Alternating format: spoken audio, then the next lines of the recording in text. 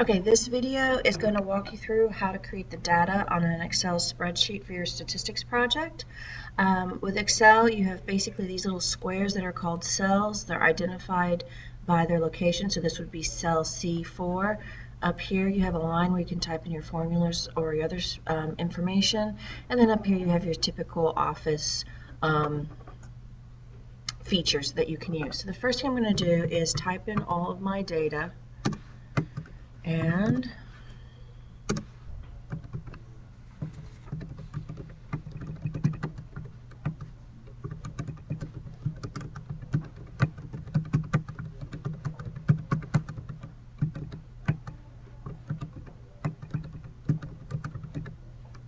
it doesn't matter what order you type the stuff in. All that matters is that you get the data all put in there. You should have a total of 18 data points. At the top right here, I am going to type in data, and then if you notice when I typed in the 0.0, it went away. That's because it's not seeing this as numbers. So I'm just going to collect a nice area. I just clicked and dragged. Right here where it says general, I'm going to change it to a number, and then I'm going to tell it I only want 1 decimal point, and that'll make sure that I have 1 decimal point on my data. Because this is my header, I'm going to make it a little bit bigger, and I'm going to do bold. If I click in this top left corner right here, it selects the whole data sheet. I'm going to go ahead and I want it 12-point font, and I go ahead and want to center my data in the center of the cells, and if I hit wrap, that'll take my text. Actually, I'll show you that when it comes into play. So there's my data. All right, now what I want to do is take that data and put it in order. So I'm going to highlight the data, go over here where it says data, click on sort, tell it my data has headers. It does. I'm going to sort on that row, and I hit OK, and it now puts it in numerical order. Okay, so going down here, the things I'm going to calculate are mean, median,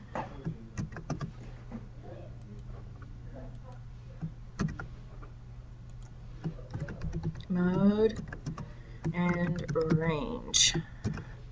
All right, we're going to take all of these and go here. Bump it up against the wall here.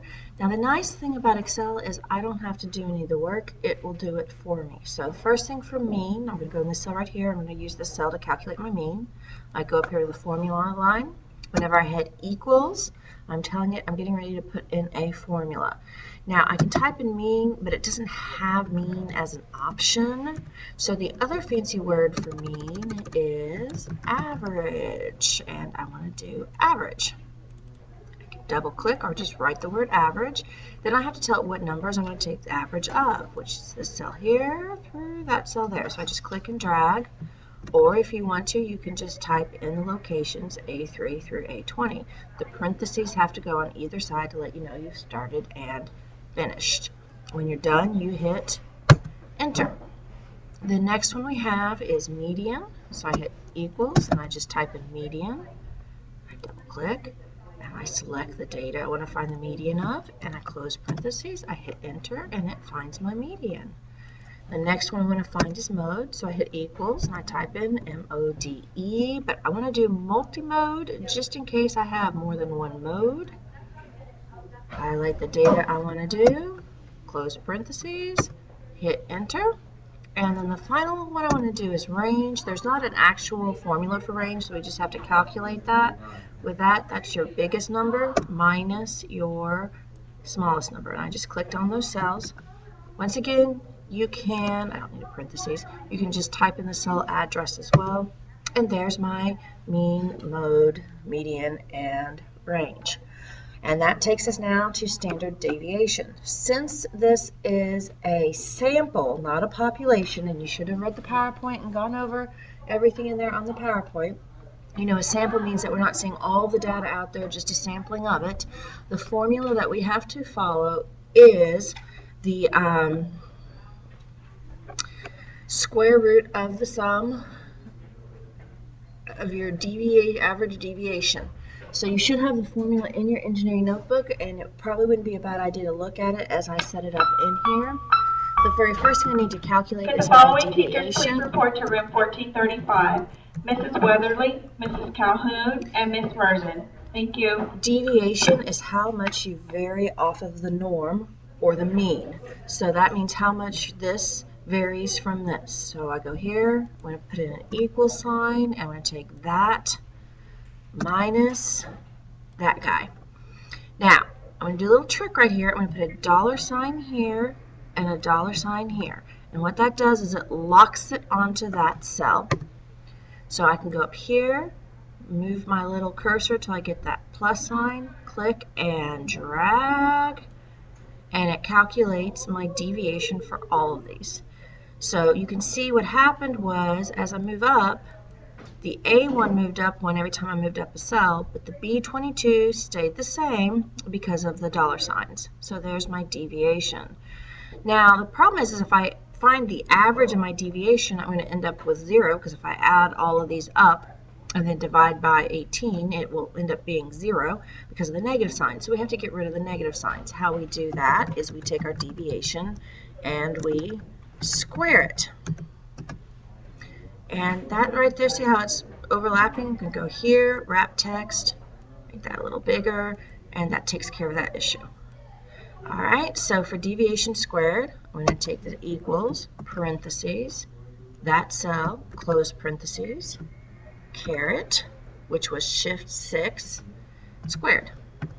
And then I don't want to have to type it every single time, so I move my little cursor there, drag it down, and because I didn't have a dollar sign on it, it just moved it up 1 as I moved it down.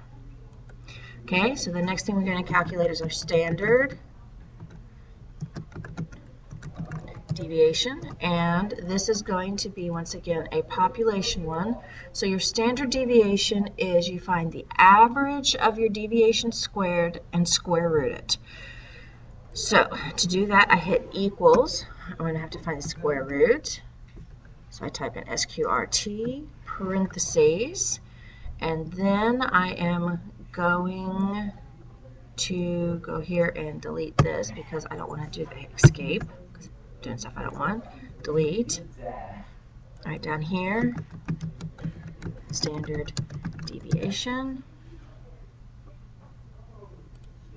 Make this guy a little bigger. Take this guy and wrap the text. Take him and line him up over there. A colon. All right, let's try that again. So we're going to do equals square root parentheses, and the first thing I want to do is sum parentheses all of these numbers,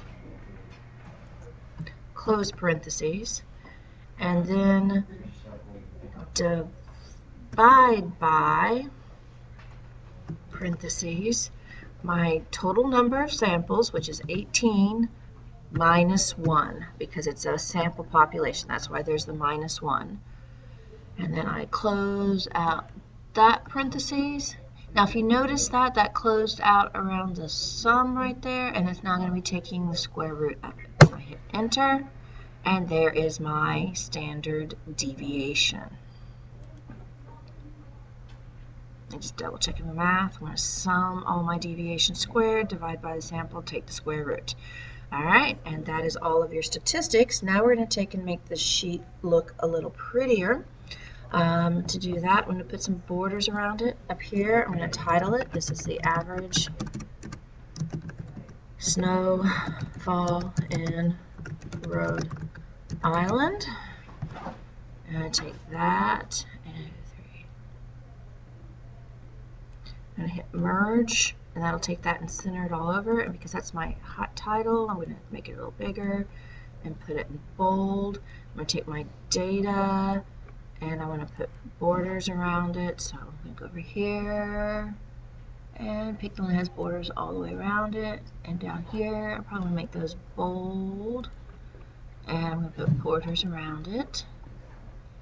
And all I have left to do now is to calculate my histogram, which will be the next video.